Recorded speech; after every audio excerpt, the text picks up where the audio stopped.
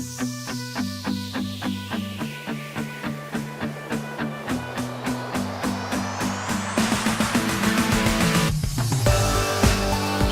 morning. Thank you for joining our webinar this morning. We have people joining from all over. I'll address that in just a moment.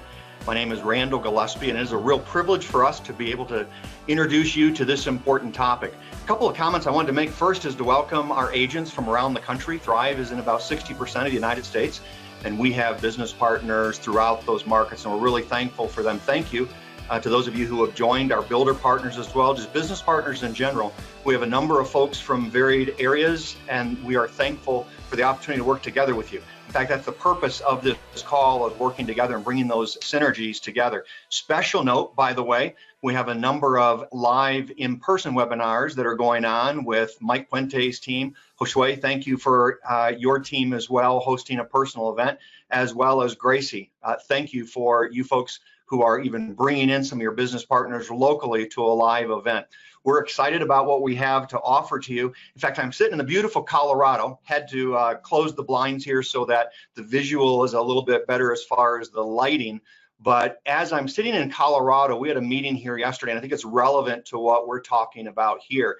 It was introduced that in the state of Colorado, there are 17,000 licensed loan officers. Now, what's unique about that, though, is only 3,600 actually live in Colorado. But to our business partners, you all know this very, very well. In the state of Colorado, there are 57,000 licensed real estate agents, yet only about 2,000 of them will do more than 2 transactions. Now, why do I bring that up? Because at the end of the day, that's the purpose of our call here. We want to help you stand out. In fact, we use that as an acronym for some additional helpful information that we want to provide to you. Our call here and the information that we're providing is some nice to know fun facts, if you will, if you can say there's fun facts about credit reporting, but there really are, so that you can really stand out in helping your clients. The second part of it is really need to know information, things that will help you better understand some of the processes in mortgage finance, but more importantly, help you convey to your clients when challenges or situations, or just providing them information, because that's such of a valuable role that you play in this entire process, and your clients trust you, and we want to give you information to help further that knowledge that you have.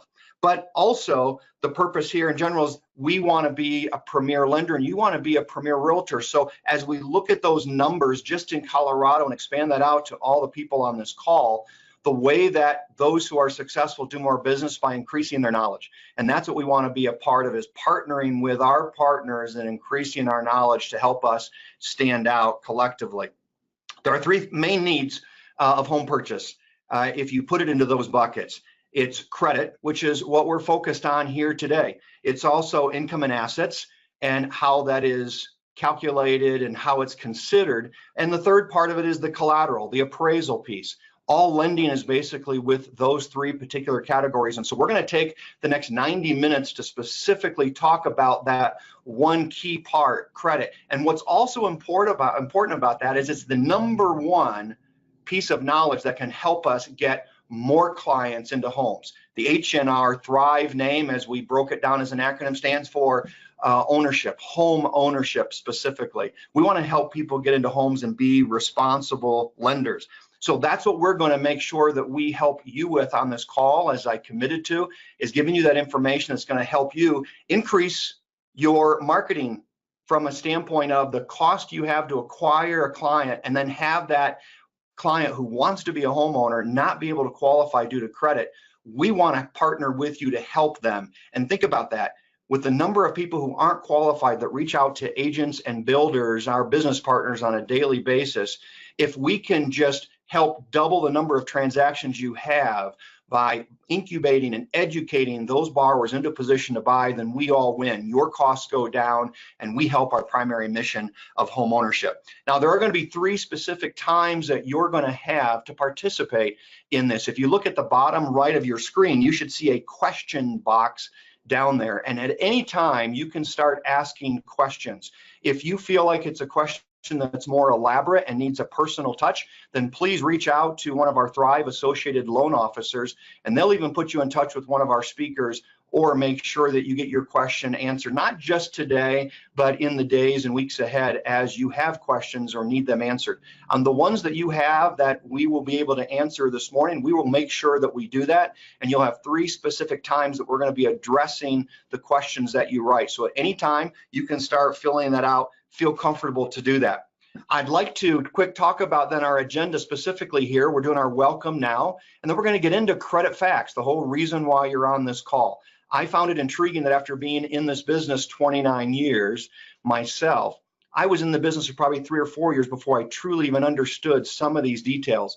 And clearly, we have a lot of business partners that love to get this kind of knowledge to help them with their businesses. As we talked about, as we work together collectively, the success that we can have at making sure that we are the premier representatives for our buyers and clients, that's what our focus is. And that's what our team is all about here at Thrive.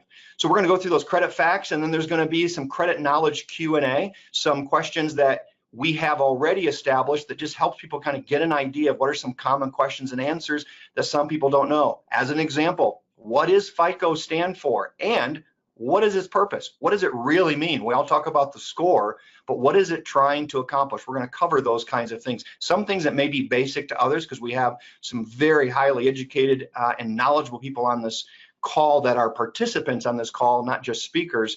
And we're sure that everyone will be able to walk away after this 90 minutes with more information to help you be more successful. Then we're going to get the best out of home buying. Getting the best out of home buying is what we're going to cover, and we're going to give you some of those key tricks as we talk about stand out. What are some things you can do right up front that's going to make sure your client has the best experience from a credit standpoint?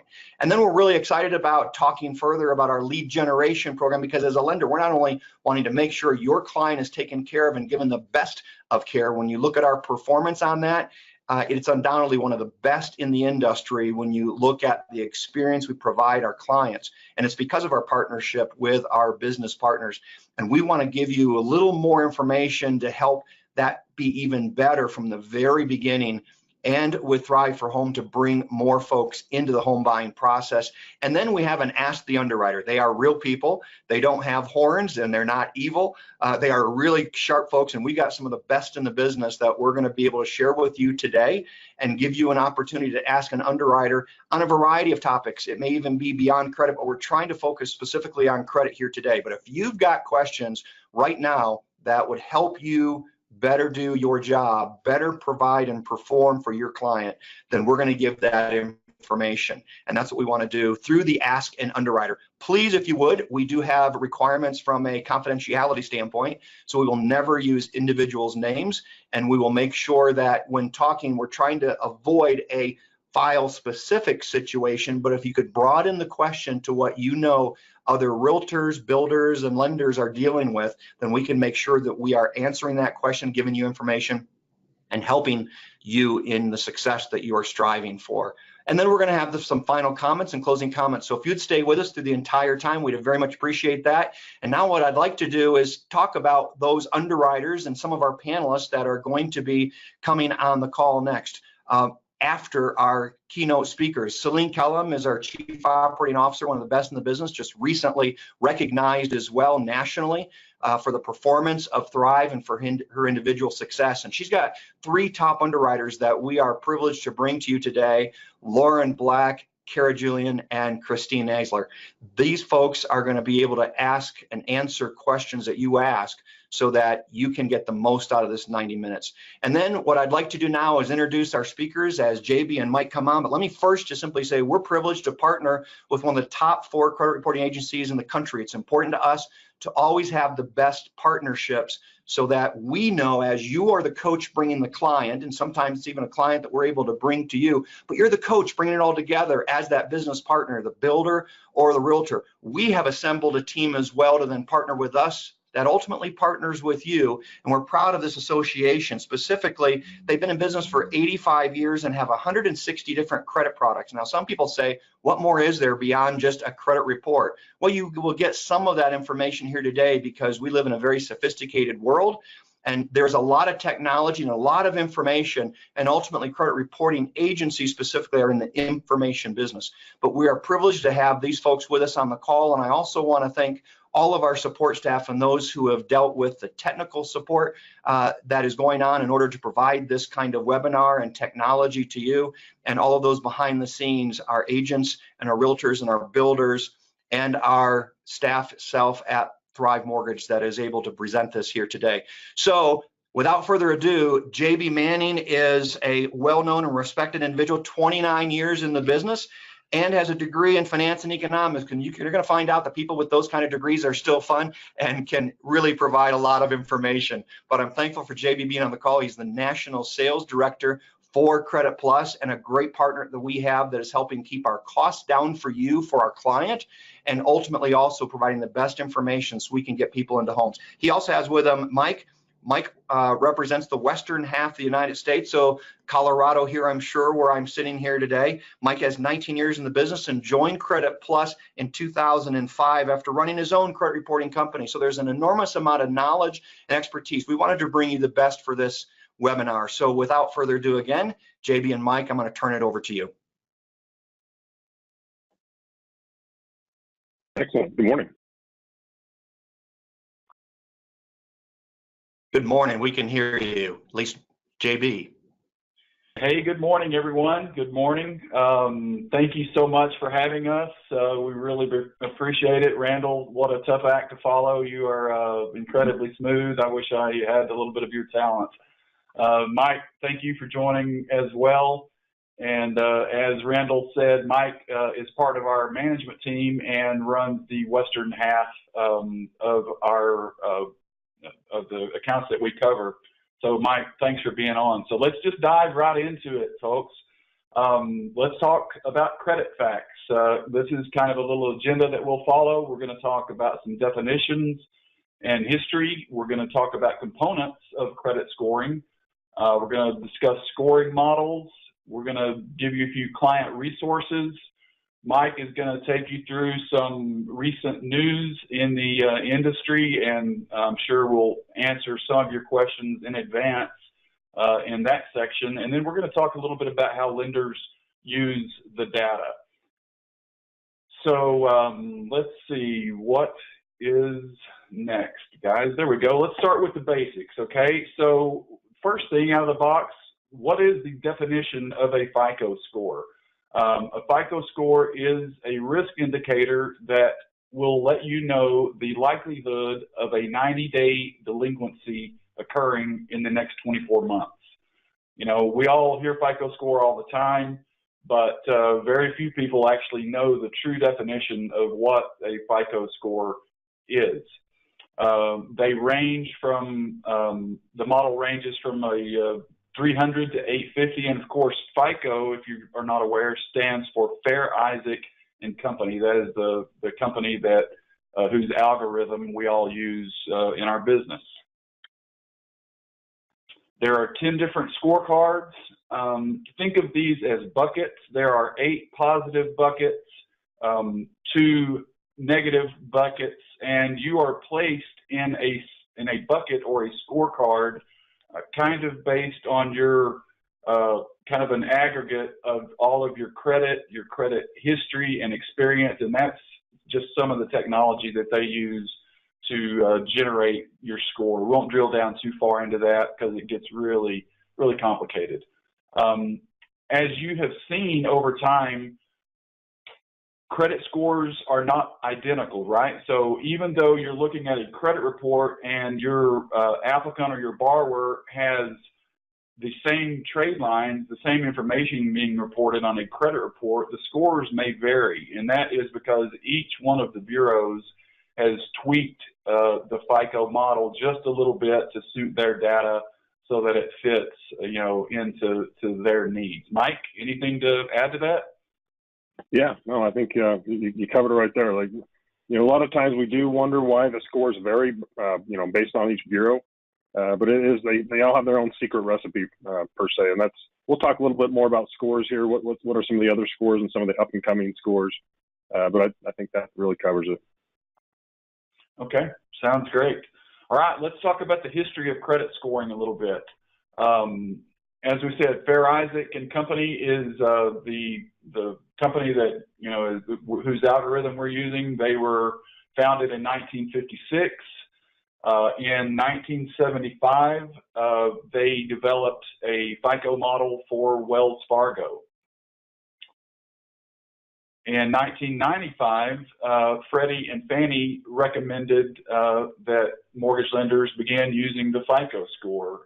If you've been in the business as long as we have, then you remember that was kind of the end of the residential mortgage credit report. It used to be a more in-depth credit report that was generated with verifying employment and kind of blending of trade lines. 95 is when that all really changed, and we became really, dependent on what is your credit score. 1998, 2004, FICO introduced a couple of revisions. In fact, the 2004 model is the model that the mortgage industry is still using today. In 2006, the bureaus got together and came up with their own credit score, a competing score to the FICO model. It's called Vantage scoring. I'm sure you've heard about it, you've run into it. It does cause a lot of confusion in the marketplace, and I'll touch a little bit more on that in a minute. 2008, 2014, FICO 8 and FICO 9 were introduced, and there we go. In 2016, Fannie Mae began using trended credit data. Now, the bureaus had used trended credit data for a long time. We'll drill down into that a little bit later. But there is a battle going on right now in the industry. You see there also 2017, Vantage 4.0 and FICO 10 were released. So currently, as you know, FICO dominates the credit scoring model, and that we all use.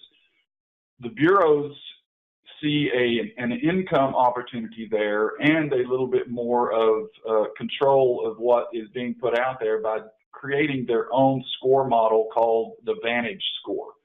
These are competing score models, and the bureaus play, in my opinion, Mike, you can opine on it as well, but it is strictly to generate revenue. They claim that the Vantage score is a little bit more inclusive.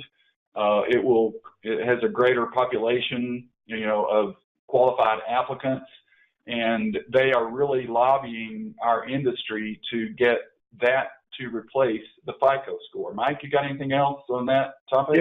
Yeah, and even going back to when they introduced the Vantage score, a lot of the concern. We base a lot of our credit transactions off the FICO score. So the bureaus were kind of pressed with, hey, let's come up with our own score. Let's all use the same recipe, because currently they had Fair Isaac generate and create their own individual score, whether it was the Equifax Beacon, the TransUnion version 4, and so if they all basically collaborated together to where if the individual had the same information from all three bureaus, then the score would be identical. And so that they're trying to go for some consistency. And that was a big push out of the gate. And now we do know that they're trying to look even further with some of the additional looking back 45 days as far as part of the inquiries and such. Okay, let's get into the requirements for a FICO score. Got to have a 6-month history. Got to have an open account, an active account that has at least 6 months history. You can see the range there on the little graphic on the right, 300 to 850. We already talked about. You do have to have activity on that account for it to generate a score. You cannot have any mention of deceased on your credit file. Got to have a pulse. So pretty obvious there. A misconception is that all creditors are required to report to the bureaus. That's not the case. That is strictly an optional thing for them. Most creditors do report these days because they want to give their customer the benefit of reporting their positive payments and kind of protect them from any negative payments. They don't necessarily have to report to all three bureaus. When they do report, it can be just a one bureau to one of the bureaus. And you'll find that sometimes with small banks, they might just report to, one of the bureaus. So let's drill down a little bit into the anatomy of a FICO score. You can see the graphic on the left really explains it pretty well. 35% of a FICO score is the payment history, how you pay your bills. The 30% of it is credit utilization. How much debt do you have? What's next? How long have you had a credit file? That's 15%. 10% is the credit mix. What types of credit do you have? And then 10% is how much new credit do you have, or how many inquiries do you have? So that is kind of what it is comprised of. And that is a really good takeaway, especially when you're talking to your borrowers to counsel them about, how to kind of manage or manipulate their credit. Payment history. Let's talk about that a little bit. 35%. Recent payment history is the most heavily weighted factor. 0 to 6 months has the biggest impact on the credit score. 7 months has a little bit lesser impact, and then anything beyond 24 months, the impact is really narrowed down quite a bit after 24 months. So the damage is basically done. Frequency and severity of late pays are very significant. Obviously, that's common sense, right? A lot of late pays, and your credit score is just going to continue to dive down. On-time payments are the best thing you can do to improve someone's credit score, have your borrower improve their credit score. All right, collections and credit scores. How do collections impact a credit score? The answer to that is it depends. We'll touch on that in a second. Should they be paid off? It depends. If collections are paid off, they should be paid as a condition of settlement. So coach your borrower that if they are going to pay off a collection account, try to have them negotiate to have an actual letter of deletion that specifically states, we as ABC Finance Company are going to delete the account once it has been paid, all right?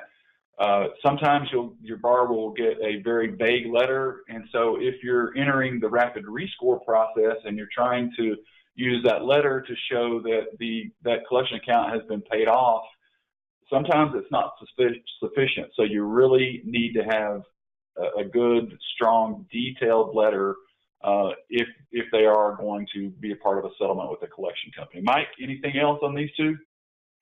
Yeah, I'd say 90% of the time we see the score does go down when a collection is paid off. So if they can hold that prior to to closing, that's key. But going back to your comment there, I mean, a lot of collection agencies, and we're averaging probably 500 to 550 rescores a day, and we do many collection deletions. So that's a great negotiation tool, to make sure you can help your borrowers increase their score. Now, collection companies have gotten wise to the fact that when a borrower is approaching them for that deletion, that they are probably in the middle of the home loan process. And so they are negotiating a little tougher in that regard.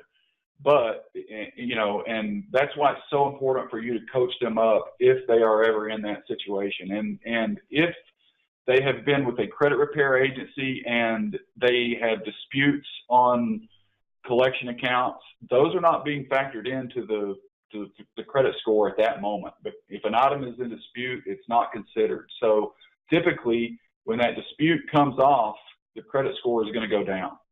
A lot of people don't know that, and it can be a huge surprise in that process. So tread lightly in the credit repair arena.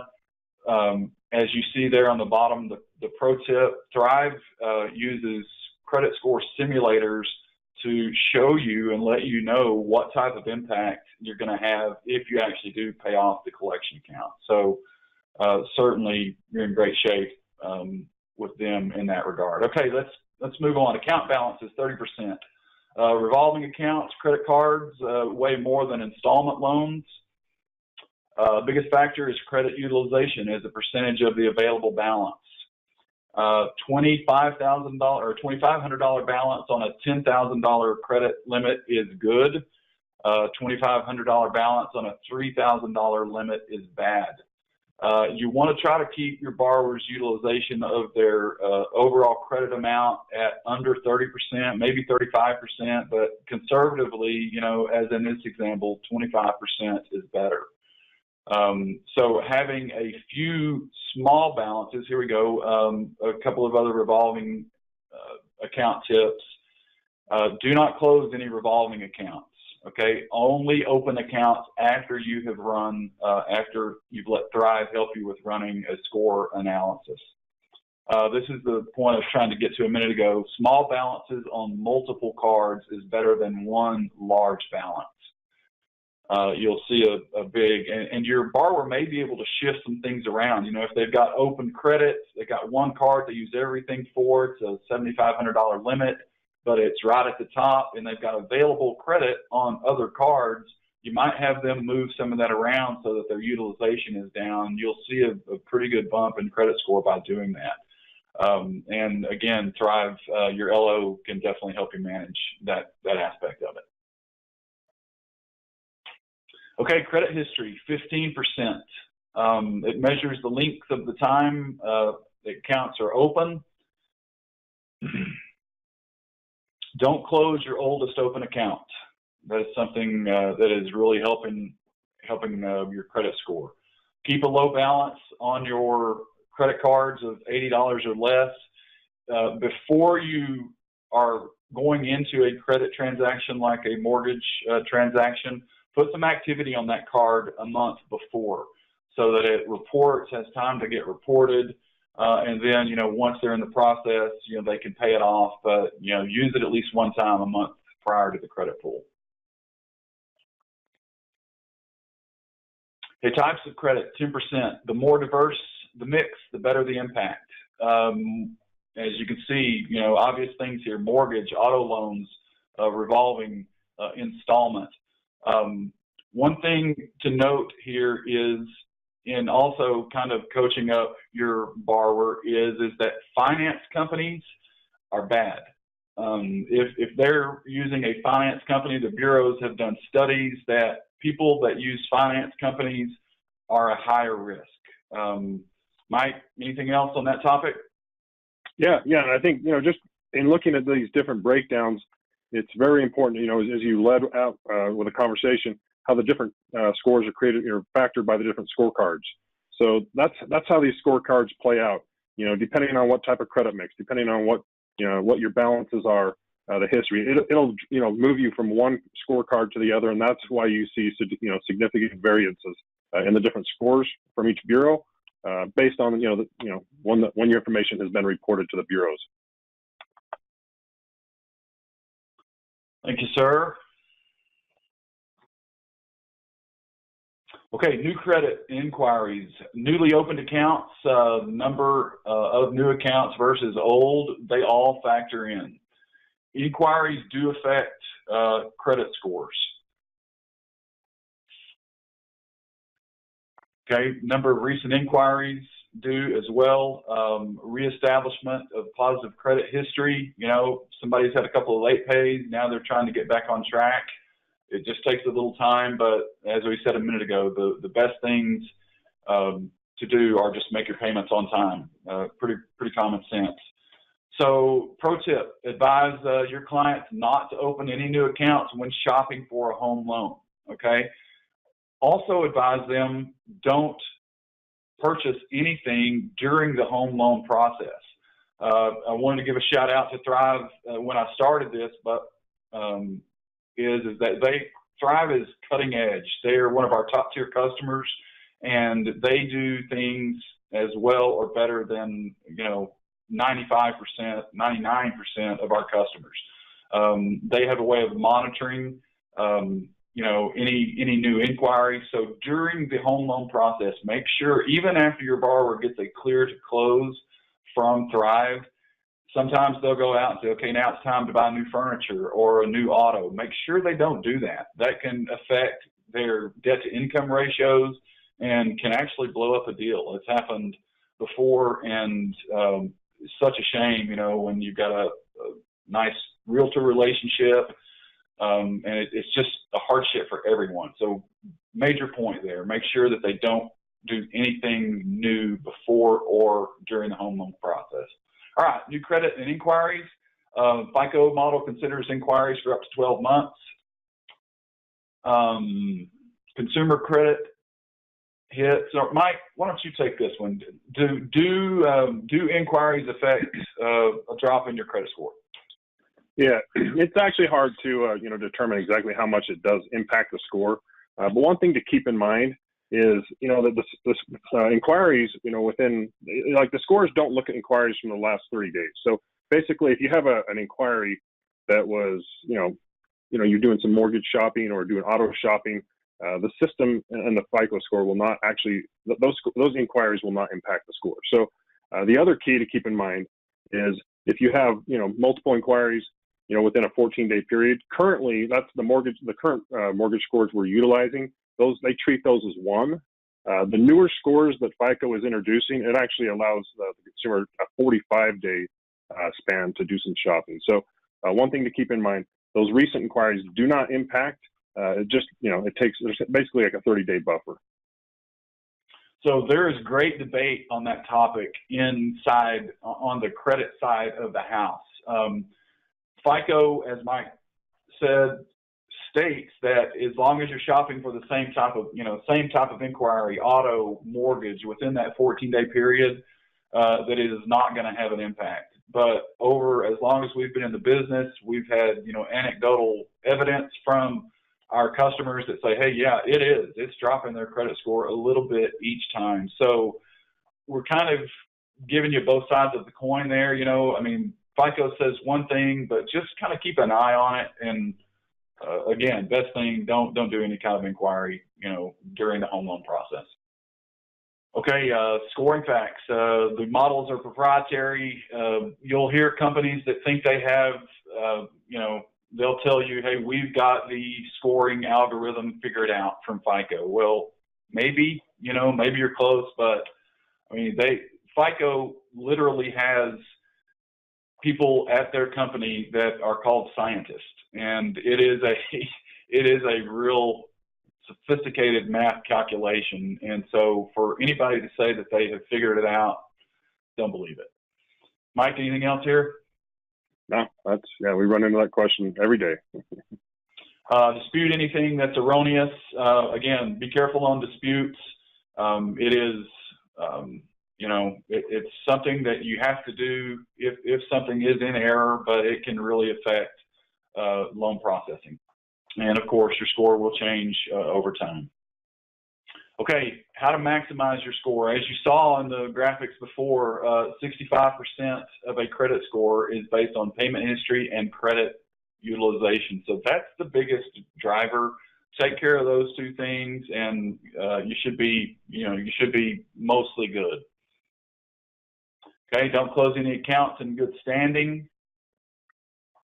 and keep small balances, as we said, instead of no balances. Okay, this is something that I know you run into all the time, these next couple of slides, okay?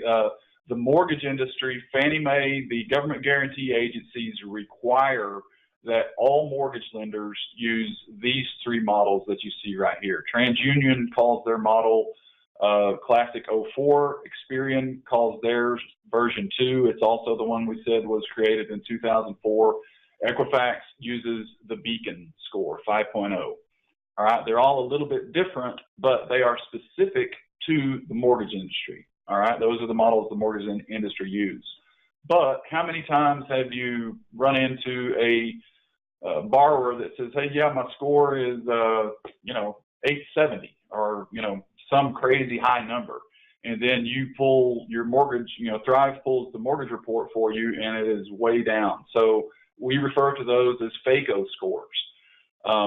You need to make sure they understand that the mortgage industry has a different set of different models that they used, and that there are literally, between credit card, insurance, auto, there are tons of different scoring models, but the mortgage industry model is specific and required. There's no flexibility to use any other model and have your loans purchased by the government guarantee agency. So different scoring models, as you see, served by different industries. Just make sure that you educate your borrowers on that topic. You can nip a lot of problems in the bud if you just cover that ground up front with them, and it lets you kind of be, the professional and educate them about what's really happening on the mortgage side. Mike, anything else there? Yeah, no, I'd say probably the biggest question we run into is, a lot of, borrowers, will subscribe to Credit Karma or some of these other systems. The bureaus even promote their own scores as well. So it's very important that, as you mentioned, just look at the bottom of the scoring information that your consumers receive and your borrowers when you're working with them, just to make sure what version it is, because we all know, they do claim to have a higher score and they just haven't perfected it yet. And I think Credit Karma uses the Vantage score. Is that right, Mike? Yes, correct. Yeah. Okay, so a few customer resources. This is just something that, if you don't ever use Get Human, how many times you sat on hold with a big company, that's a great resource. It will give you a shortcut, hit 0 twice and then hit 1. Really cool little site, idtheft.gov. Mike, touch on the opt-out piece, will you, and the rest of the slide. Yeah, that's a great resource. It allows us as consumers to opt out of pre-screened offers from the bureaus. There's a couple different options. You can do a 5-year opt-out, or you can do a permanent opt-out. It's all available online, and it basically allows you to prevent from receiving all those solicitations. We probably receive a lot in the mail, and if you want to do not want to continue to receive those. Right now, we're seeing the mortgage industry is very competitive. We're seeing it's called a trigger lead, where a lot of our borrowers, our lender clients are having their borrowers receive multiple solicitations as soon as they pull their credit. If you've subscribed to this opt-out, this would help prevent that. So that's a great option to keep in mind. And then even going into the do not call, that's another great offering. When we do sell quite a few leads, and you'd be amazed, based on once our clients scrub against the do not call list, majority of the individuals are on that list. So it does help prevent those solicitations. How long do they need to opt out before they enter the process, Mike? It takes about 5 business days once the system, once they've completed their system, from the website, or if they make a phone call. Now, for the permanent opt-out, they do require, to actually mail a piece, some documentation in with, some personal identifying information. But for the 5-year opt-out, you can do that all online, and it just takes a matter of seconds. Thank you, sir. Guys, if you're not familiar with myfico.com, it is a fantastic resource. Annualcreditreport.com is also a great way for your borrowers to get a copy of their credit report, and that's a pretty quick channel to dispute items. So I don't want to run long here, and then for credit freeze information, you guys are going to get a copy of these slides. The credit freeze has changed a little bit, so go to these spots and you can figure out the current rules for credit freezing and unfreezing. Yeah, ever since the Equifax data breach, all 3 bureaus have really updated their systems, and you can actually, a couple of them even have apps where you can freeze and unfreeze them within a matter of seconds. So they've given a lot of control to the consumer to control your credit now. Okay, so we're getting close to the end of our time, so I'm going to speed it up a little bit. Trended credit data. Really, I'll shorten it up. The current credit score or the current credit report that you used to look at is like a snapshot of someone's credit. It is what their credit looks like today. Trended credit data is a photo album, essentially. It lets you see 24 months back, and you can see how this person has been paying their bills each month. And so what they're trying to determine with this is are you a revolver or are you a transactor? Revolvers are people who pay their minimum balance, and transactors are people who pay their balance in full each month. Trended credit data is not calculated in the credit scoring model, but according to Fannie Mae, it is factored into their automated underwriting decisions.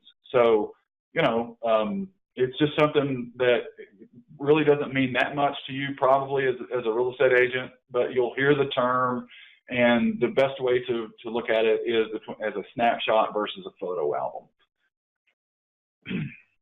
All right.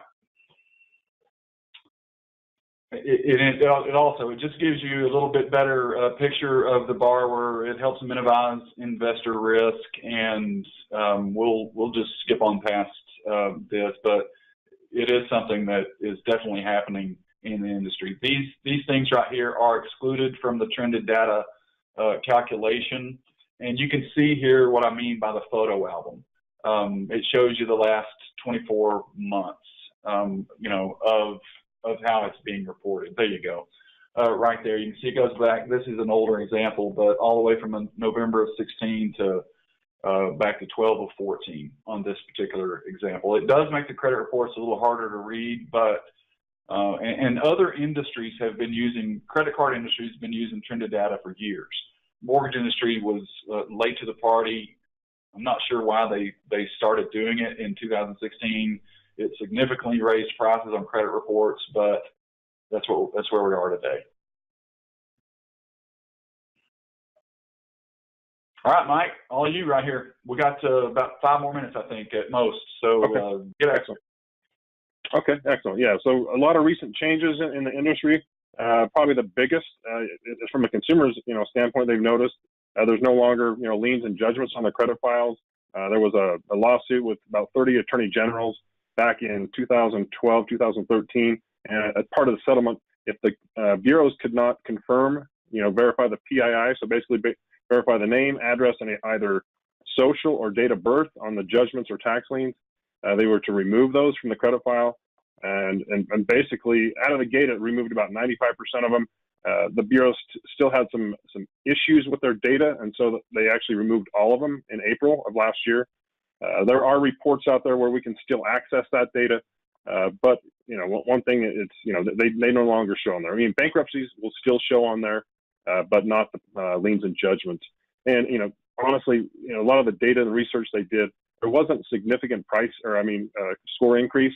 There was very subtle and certain scoring thresholds, so it didn't really impact as much as some of the consumer groups thought it would. Another nice benefit that came out of the NCAP settlement is the medical collections. So now there's a 180-day waiting period before they can actually report those on the credit bureau, which is great. And then once they are paid, if they do go to collection, they will be removed from the actual credit file on the consumer's report. A couple other things as far as the scoring standpoint, we did talk about the Vantage scoring. Fannie and Freddie, they just have not had time, the GSEs, to actually run the research. We came out of the mortgage meltdown, and they just, have continually, tried to, keep the industry going. So they haven't taken time to actually run the analysis. So that's why JB mentioned we're still on the FICO 04 version from a couple of the bureaus. And so we're anticipating there will be some changes here because there are some really good benefits with some of the newer scores. There's a FICO 8, there's a FICO 2009 score. Some of you, if you were watching the March Madness, you saw a huge advertisement there from Experian on their boost score.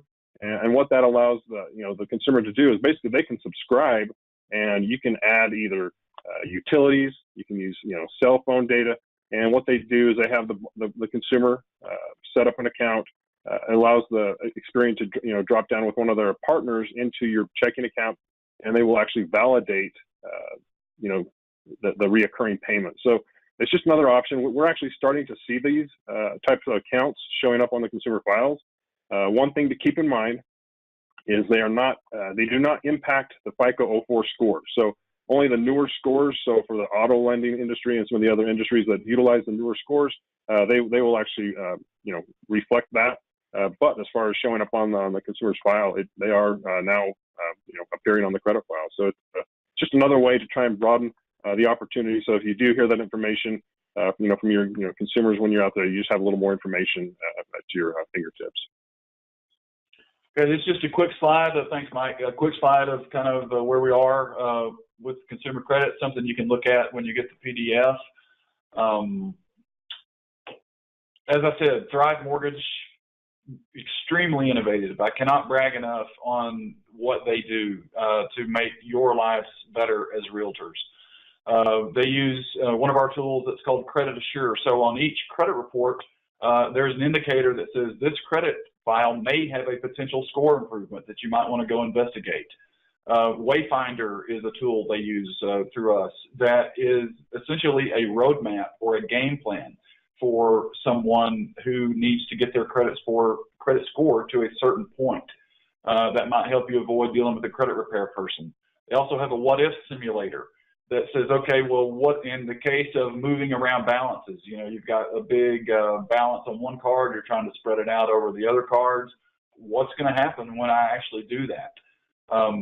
They have access to rapid rescores. It's about a 3 to 5 business day process.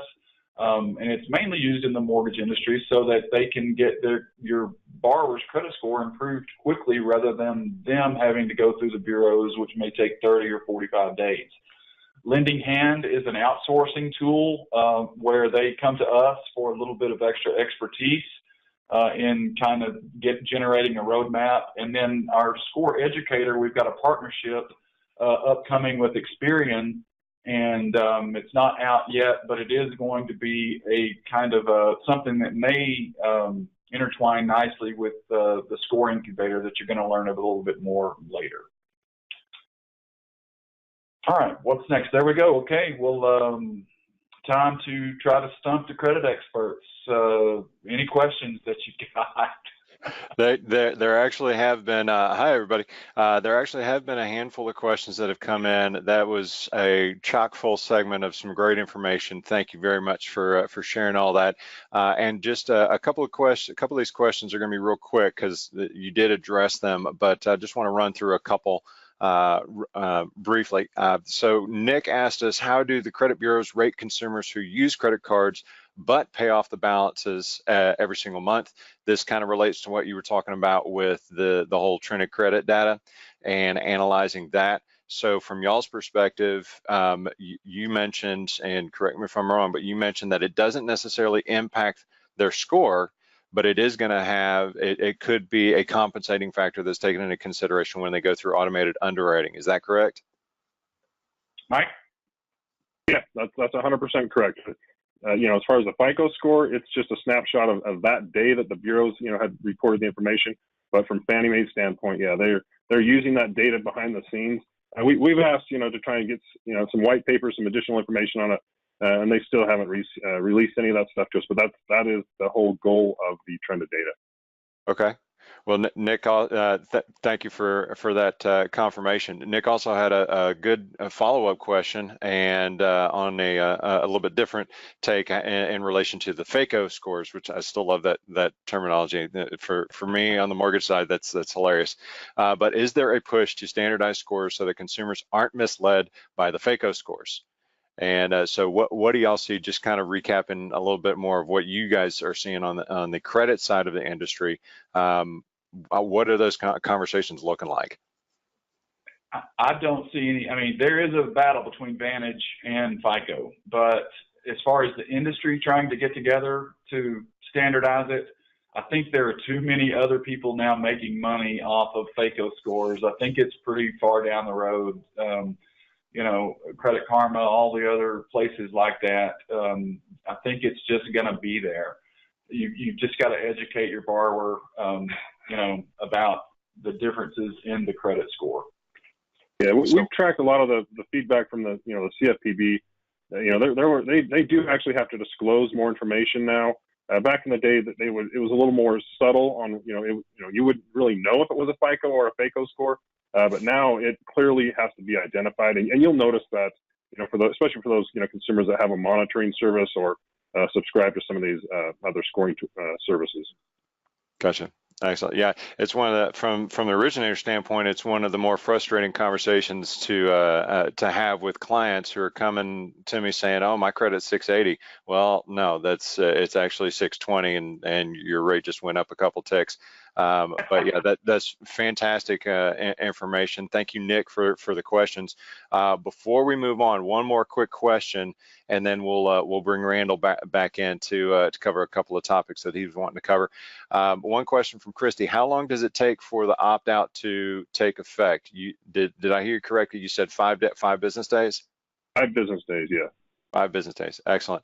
And one thing to keep in mind, even if you opt out, there's a possibility that a lender could have already purchased your information. So there still could be a weeding out period where it takes maybe 2 or 3 weeks if they haven't sent out their mailer or have done their solicitation part. Okay. Okay, I lied. I have one last question. It just popped up. Dan is asking, if you pay a credit card to a 0 balance on the 15th of the month, how long does it take to show a 0 balance? Mike? Great question. That's a great. I mean, honestly, it really depends on what day the creditor reports. So it could literally take up 30 days because maybe they just reported on the 14th, they paid it on the 15th, so we would have to wait. And that's where the rescoring service comes in. We have some other tools that will actually show you when the actual creditors do report, and we can run through those, on a training with your team. I understand. No, that'd be great. And it also probably depends on the statement date for the bank that would be the creditor. Correct? Correct. Got it. That's correct. Because those vary as well. So thanks Dan. You asked us. You may have stumped us on that one. All right. Well, JB, Mike, thank you very much for joining us. Really appreciate you guys dedicating the time. We appreciate your partnership and everything that you do to help us do what we do. So hopefully everybody in the audience got a lot of great information and maybe learned something that you didn't already know. So thanks, guys. Appreciate it. Take care. Thank you. Thanks, gentlemen. All right, with that being said, we're going to transition over to our esteemed National Sales Director, Randall Gillespie, who's going to talk to us about how you, the realtor, can stand out amongst your competition and prove to your clients why they need to go with you. There you go. Thank you, Jay. And thank you, JB and Mike. They're going to be staying on the call because we're going to have another Q&A opportunity as well as the Ask the Underwriter. So we're going to have that full panel available for you to answer questions because, again, we want you to be premier real estate agents, builders, and ultimately be able to stand out. What does the stand mean? So you've heard a lot of information, some of it that you will not have to remember, but if you can remember these 5 things, it's really going to help you take your business to another level and help you stand out with your borrowers. What does the S stand for? The S is kind of simple, but just remember, stop spending. You want to tell your clients when they start engaging with you, stop spending. If there is a situation where they say, look, it's now April and I don't want to buy anything until after Christmas, then we can start working with them on some of the advice that JB gave us about how to start improving their credit scores today. But if they are intending to write a contract as soon as they find the right property or the right home that you as a builder are going to be providing to them, then they need to stop spending now. Credit monitoring is a newer technology that we are using. You want to work with a lender that has credit monitoring versus soft pull. A soft pull, probably one of the most misconceived pieces of information is when credit is pulled right before the closing. And a lot of clients will think that we just pulled closing in some instances. It's required under some of the recent Dodd-Frank laws, as you heard from JB and Mike. But credit monitoring allows us to not have to pull another credit report, but instead that will alert us. We have to have one or the other as a lender. Credit monitoring will alert us if in fact there is new credit that's been established. That's why I just tell folks, stop spending. It is very common that we see people even the day before closing thinking, all right, I'm all set. Now I can go ahead and buy that new living room furniture, get the 10% off by going to a local furniture store and applying for their credit card right now. Please tell them wait until after the closing. That's very critical to do that. All right, so what is the next thing after the stop spending? The T, trigger opt out. You already heard that as well. Trigger opt out is what is valuable to you for this reason. As you heard earlier, when someone opts out, they stop getting all of those annoying phone calls and such. This is not us. Most commonly what we hear is a borrower will call us or notify us and say, hey, what did you do? I'm getting all of these calls now. Did you sell my information to other lenders and realtors? No, the answer is no. Why would we do that? But that's the assumption because we're the last ones that would have had anything to do with the credit. Instead, what happens is those triggers are bought. That's one of the ways that these credit reporting agencies, not JB and Mike, but Transamerica and the others that are reporting on their Equifax, those, they are the ones who are selling that information, and they can do that legally unless you opt out. Now, as you heard earlier, it takes 5 days. By the time someone comes to us as the lender, if we pull it and they opt out, it's already going to go out, that trigger information. So the sooner the borrowers hear that, the clients, the sooner they get this information to trigger opt out, then please have them do that. Let us know, and we'll ask that referral then, did you report and how many days ago, so that we can make sure we're waiting in that case to make sure they're taken care of. Now, why is it important to you as an agent? Because we know that there are those who are going to be ultimately getting that trigger information, and it could be another real estate agency that is now starting to call, knowing that there is a potential shopper out there. And that's what you want to avoid as well. You're going to take care of them. They came to you first because of your expertise and your reputation. We want to help that borrower stay with you, that potential new homeowner, because we want to help them get a home. So S for stop spending, T for trigger opt out, A, ask about freezes. It takes a while to unfreeze. The sooner that we find out whether or not they have been involved in unfreezing, the better it is, and the better that we can service them. So ask them yourself up front, and then make sure that you get them to us, and we know about this so we can start working on it. Where this becomes a problem is when we're looking to do a 10-day close, and we do those. When we're looking to do a 10-day close, it's sometimes hard, in fact, almost impossible if there's a current freeze on their credit report. So the sooner we find that out, the better. So we've got the STA. The N is just as important here as we're looking. What does the N stand for? The N is never confuse the scores. Never confuse the scores, as you heard so much about. And ultimately, D is the final piece of the stand out with credit knowledge. When I say never confuse the scores, if a client just simply comes to you and says, oh, I've got a 700 credit score, as you heard the advice earlier, you need to ask them, where did you get that information? Because it's much different than FICO.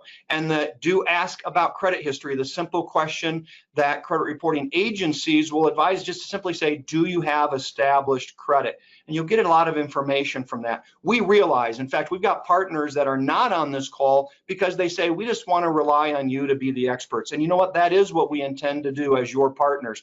But we also know that the more information you have, and you are such a trusted advisor, that you can help with some of these things and even get the information to them even sooner. If you look at the right-hand side, look or consider what those differences are when you look at the likelihood of going 90 days late. Now, we as a lender have no control over how pricing and knowing how FICO is impacted. We can help their score. That's why you heard earlier, we are committed, and as JB and them recognize the number of different tools that we have to help the score go up, because that allows their rate to go down. Let me give you an example of that here on this next slide.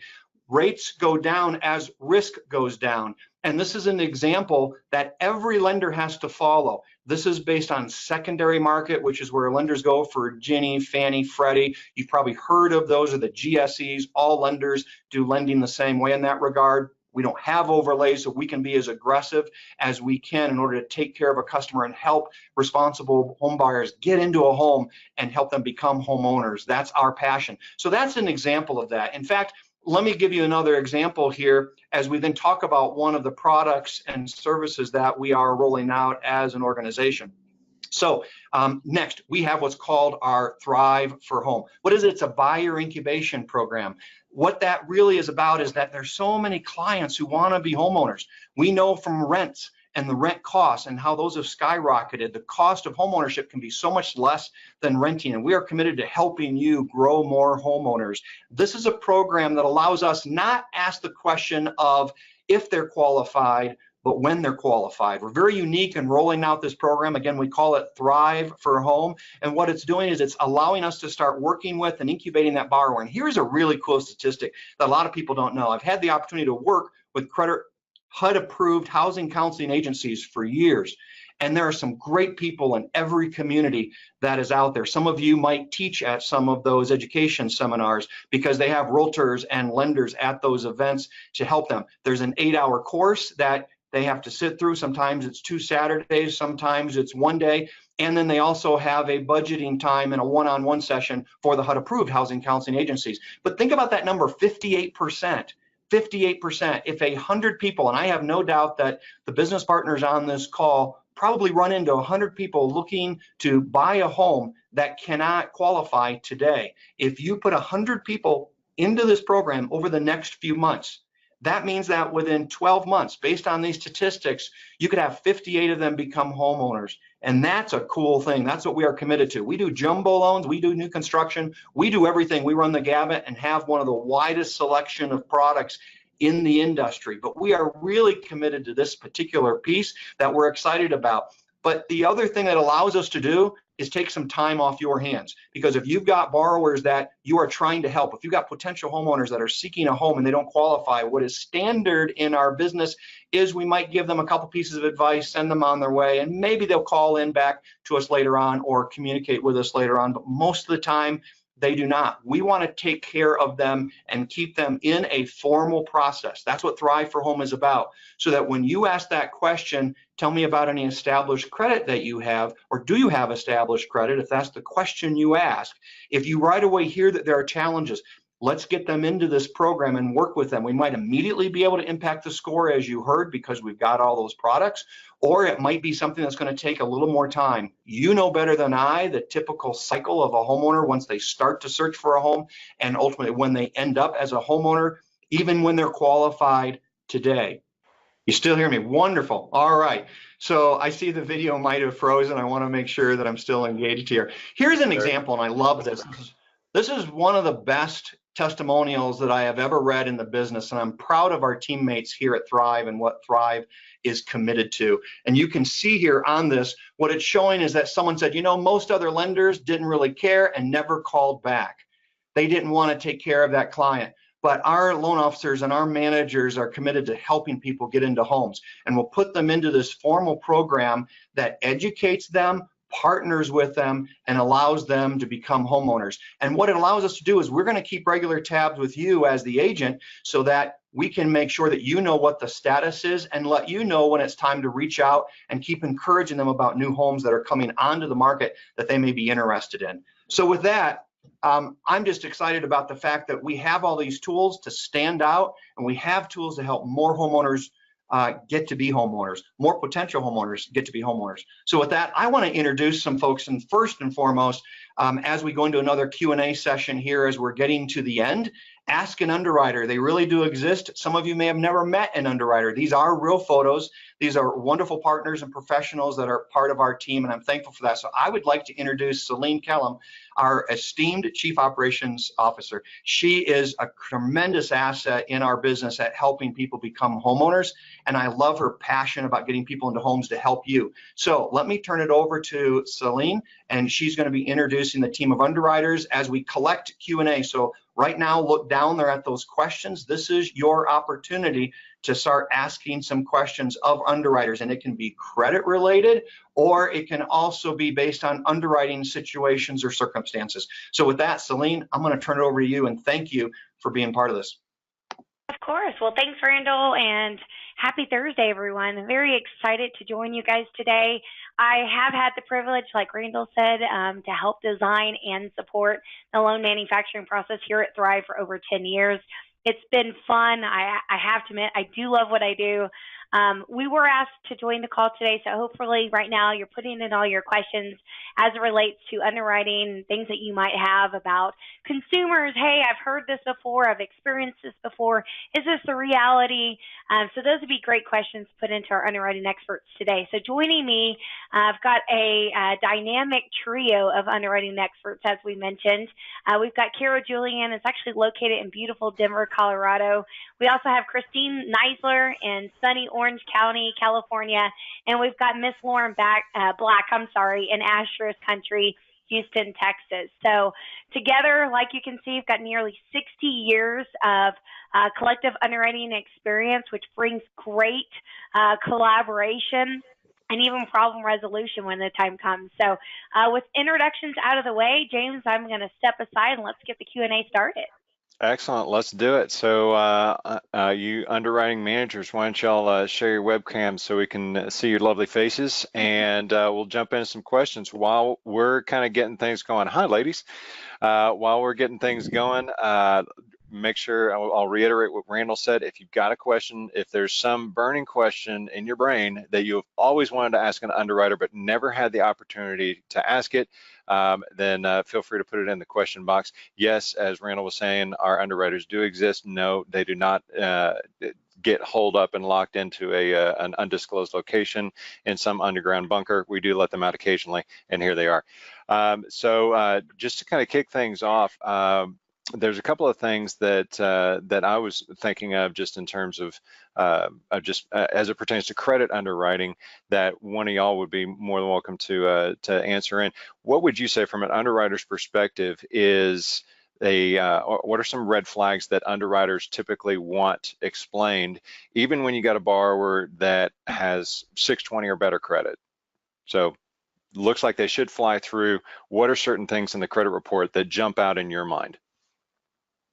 The first thing that would jump out at an underwriter is, especially if you already have a mortgage trade line, and let's say you pulled credit in March and the mortgage trade line hasn't reported since November, we're going to want to get that updated to make sure we don't have any late payments that aren't being reported, because that obviously would impact your FICO score. So that's one of the first things we look at on there. But typically we follow the AUS, especially if they're over 620. We're going to address any inquiries. We're going to address any new trade lines that necessarily resulted in the inquiries that aren't reporting yet. So we would get a credit supplement to ensure that the balances are being included and the DTI is reflected correctly. All right. Excellent. Ladies, anybody else that wants to chime in on that one? Or to Kara cover to steal your thunder? She's good. All right.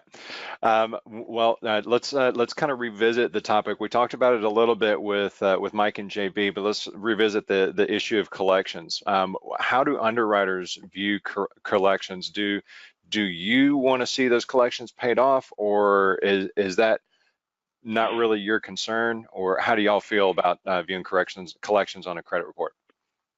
So typically with collection accounts, it really depends on what your AUS states. So if your AUS states that, yes, we do see these collection accounts and they do not need to be paid, no further action will be required from the underwriter, and then we'll just go ahead and move on.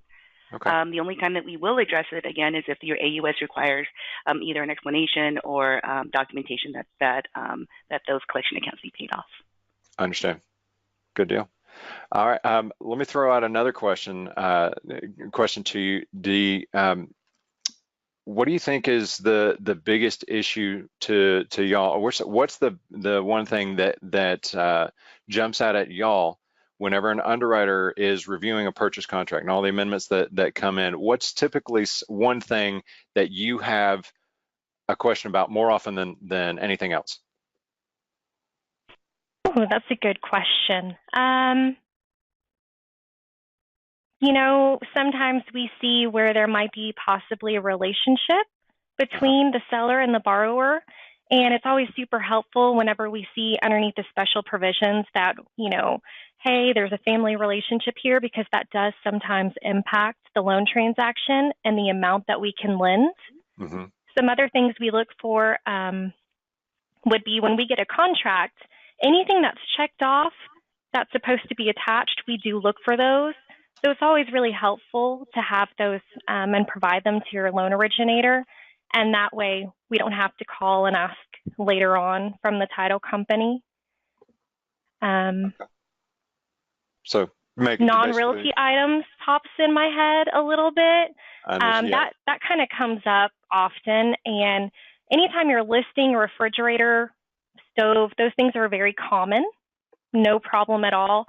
A helpful tip could be listing $0, and that way it won't be an inducement to purchase, and there won't be a condition surrounding that. Gotcha. All right. Let me jump backwards just a little bit. From my mortgage lender's brain, I often take for granted the acronyms that we throw around on a daily basis. So we talked about AUS a couple questions ago. Explain to our audience what does AUS stand for, number one, and what does it do for us on our side of the transaction with all the hoops that we've got to jump through? AUS stands for Automated Underwriting System. The AUS looks at the overall risk of the profile. It's a data system, so whatever data you put in is what it's going to analyze. So it is going to analyze your credit report, your asset information, your income, and it's going to run their own little algorithms in the background to tell you, hey, based on the data that you have input, what is the risk of this borrower? And based off the information that it receives, length of employment, how many assets you have, it's going to spit back findings and says, hey, we only need to document the most recent year with a W-2 and pay stub for employment. We need 2-month bank statements. We did see a collection account, as Christine mentioned earlier. We saw a collection account. You don't need to do anything with it, so we can ignore it and move on. So it is going to have findings. It does break it down into sections, goes over the borrower information, the employment, the assets, the credit, and also the property.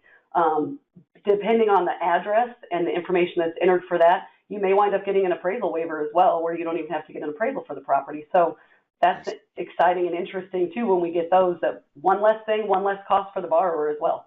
True, true. And who's responsible for running AUS? Typically, the loan officers run it up front once they get all the data input in there, and then the processors go in and perfect it based off what documentation they actually received in the file. Then the underwriters will update it again if we've recalculated income and it's changed, or the assets have changed. So it is updated and reran multiple times throughout the process. Gotcha. Okay.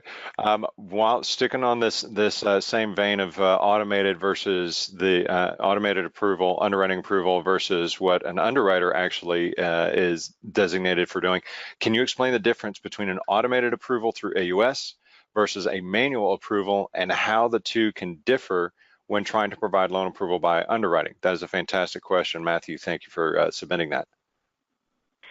So the AUS, the automated underwriting system, it's really a recommendation. It's not necessarily an automatic approval, because it does say that you still, as the underwriter, would have to validate some of the information that you entered. So if during the course of the application process, the underwriter discovers that, the borrower did mark that they have a foreclosure, but the foreclosure, the seasoning was about a year ago. Unfortunately, even though your AUS may say that you have an approved eligible findings, unfortunately, because the borrower doesn't meet the seasoning requirements, we would then either have to manually downgrade if the program allows for it, or it would then be an ineligible loan that we would not be able to proceed with. So, okay. Sometimes we will see, the automated system will tell us, hey, based on the threshold or the risk factors of this loan, we recommend that you manually downgrade. So again, it's the underwriter who would have to go back in and double check and make sure that the information entered is correct, that the system is looking at all the factors of the loan and giving an accurate decision based on the accurate info provided. Excellent. All right. Thank you, James, Christine. Yes. And just to add to that, I mean, we do have situations in which a manual underwrite is allowed, and the GSEs are very specific in what those restrictions are, whether it be a debt to income restriction based on what that FICO score is. They also have additional recommendations, and not recommendations, but guidelines to follow based on maybe the number of months of reserves and different compensating factors. So when it comes to a manual underwrite, they're pretty specific on what that consumer would be required and the borrower would be required to meet in order to get a manual underwrite. Gotcha. Thanks for chiming in on that, Celine. There was one question that I've actually kind of had to battle with myself, and it's related to student loans. So how do student loans factor into the decision, especially old accounts that have been deferred? Excellent question, Karen. Thank you for asking that. But what are some of the things that we need to watch out for whenever student loans come into play in processing a loan file?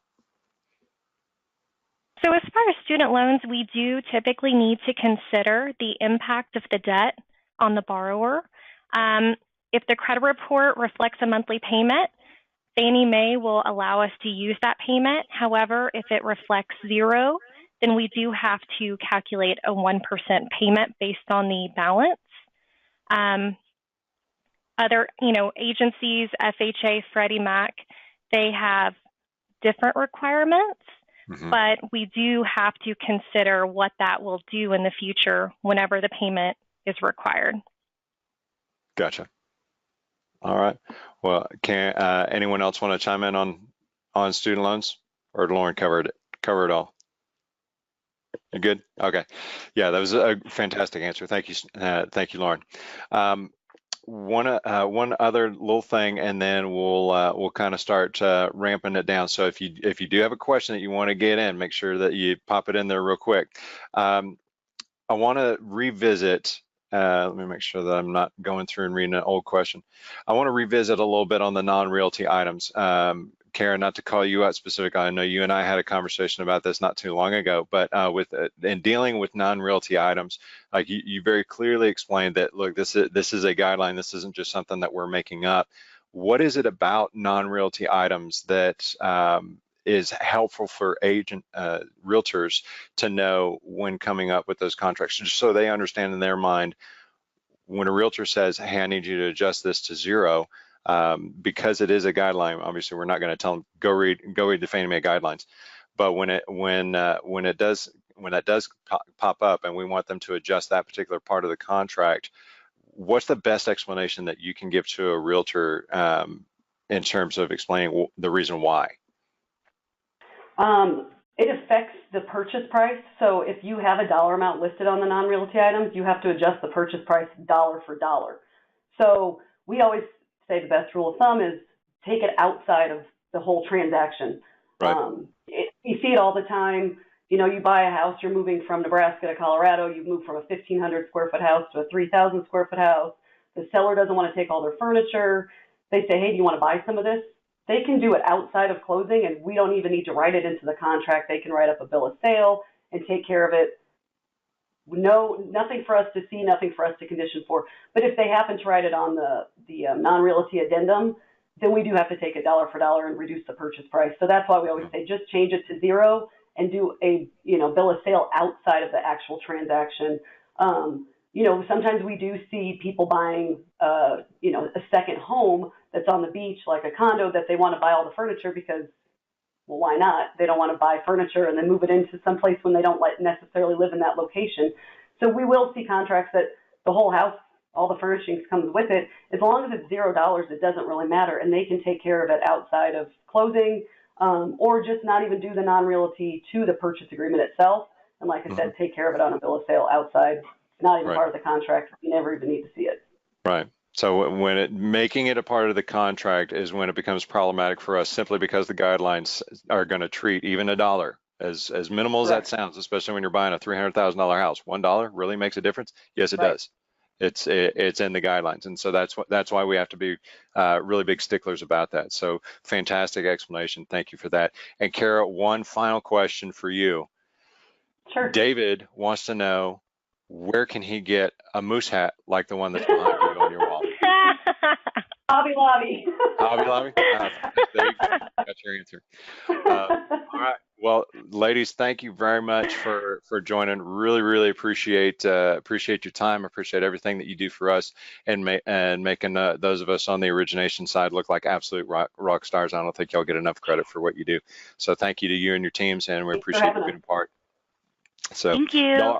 Y'all are awesome. Thank you. All right. Well, we're gonna start kind of landing this plane, and I'm gonna bring Randall back in for some closing comments and let him kind of address a few last few issues. And so Randall, take it away. Thanks again, James. And we want to always underpromise and overdeliver. So we said 90 minutes, but we're going to cut it off here shortly. But please know that we are here to be your expert partners. We see this as partnerships, and again, in helping you become the best realtors, builders, and support for your clients, because that's what our passion is about, partnering with you. So you've heard a lot of different information, credit expertise, and things to help the credit improve as well. We've talked about how do you stand out, and hopefully you will remember that, and we're going to provide information in just a moment about how to get copies of all of this information. And we talked about our Thrive for Home, so that everybody who wants to be a homeowner can become a homeowner. If you look through all that credit information and how quickly credit can start to improve, the reality is anyone can become a homeowner within 24 months. And with as fast as time is going by, if we work with them and are committed to working with them, then that will happen. And we are, and we want you to hear that as our trusted partners. I cannot thank you enough for the opportunity to even present this kind of information, and for all of our partners that presented on the call today. Thank you for your partnership. all of us have one thing in common, and that is helping people get into homes. People who want to be homeowners, we're very passionate about that and share that collectively. In fact, you saw our esteemed underwriters, just a few of the many that we have at Thrive here.